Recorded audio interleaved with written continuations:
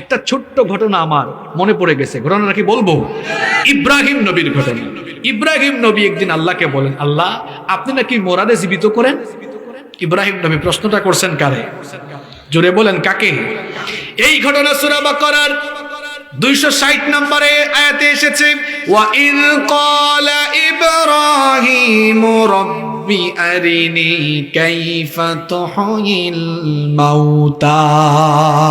আর স্মরণ করো যখন ইব্রাহিম বললেন, রব আপনি কিভাবে মৃতকে জীবিত করেন? আল্লাহ বললেন, ইব্রাহিম আওয়ালাম তুমিন, তুমি কি বিশ্বাস করো না আমার ক্ষমতা নিয়ে? তোমার কি সন্দেহ আছে? ইব্রাহিম নবী বললেন, বালা অবশ্যই বিশ্বাস করি, আপনার ক্ষমতার ব্যাপারে আমার কোনো সন্দেহ নাই। আল্লাহ বললেন, তাহলে বললা যে আমি মোরাকে জীবিত কেমনে বানাই?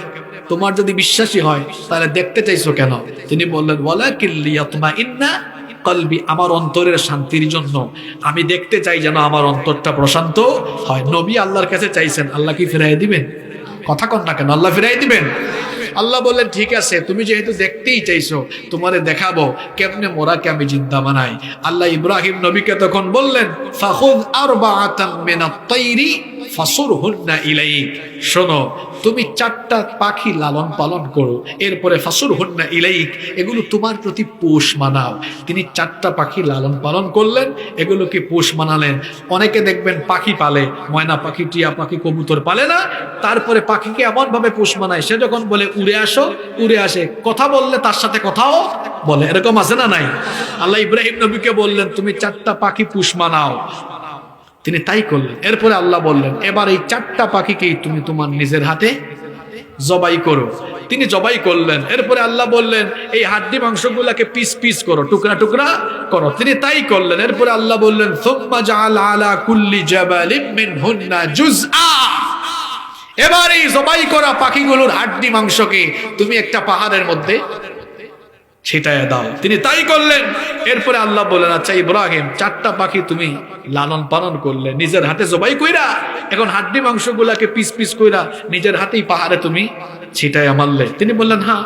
আল্লাহ বলেন, এবার তুমি এক কাজ করো, তুমি বলো আল্লাহর হুকুমে আমার জবাই করা, আমার ছড়িয়ে ছিটিয়ে দেওয়া সেই পাখিগুলোর হাড্ডি মাংস পূর্বাবস্থায় ফিরে আমার পাখি হয়ে উড়ে আমার কাছে চলে আসো। তিনি যখন তাই বললেন, দেখা গেল সত্যি সত্যি তার ছড়িয়ে ছিটিয়ে দেওয়া হাড্ডি মাংসগুলো আবার পুনরায় জোড়া লেগে, এমনকি পাখিগুলোর ডানা ডানার সাথে লেগে পুনরায় পূর্বাবস্থায় ফিরে উড়ে উড়ে তার কাছে চলে আসলো।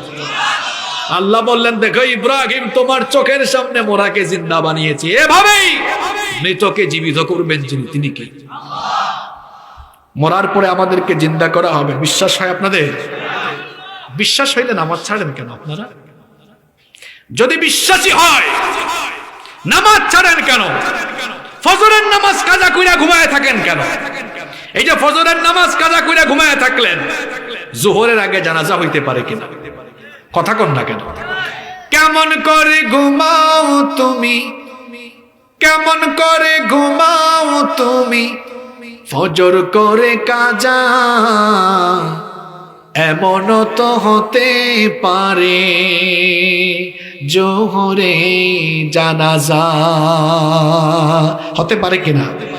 আরে আগামীকাল রাত আপনার জীবনে কবরের প্রথম রাত হয়ে যেতে, চোখের পলকে তুমি হতে পারো লাশ, চিরতরে বন্ধ হবে তোমার নিঃশ্বাস, হবে এলান তোমারি নাম মসজিদের মাইকে, হবে এলান তোমারি নাম মসজিদের মাইকে, বাড়িওয়ালা নাই রে, বাড়ি নাই রে দুনিয়াতে, বাড়িওয়ালা নাই রে, বাড়ি নাই রে দুনিয়াতে, বাড়িওয়ালা নাই রে, বাড়ি নাই রে দুনিয়াতে, বাড়িওয়ালা নাই রে, বাড়ি নাই রে দুনিয়াতে।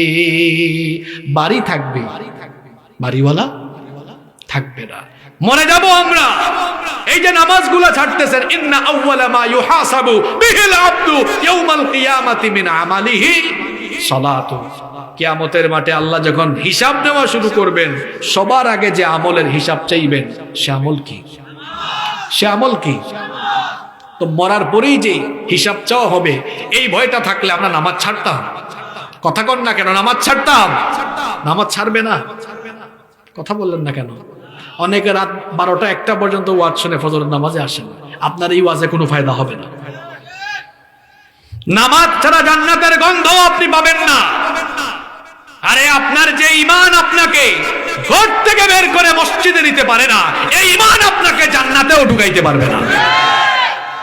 নামাজ নামাজ আমরা সমাজের দায়িত্ব পাইলে আমরা চুরি ডাকাতি করতাম, দায়িত্ব পাইলে চুরি চামারি শুরু।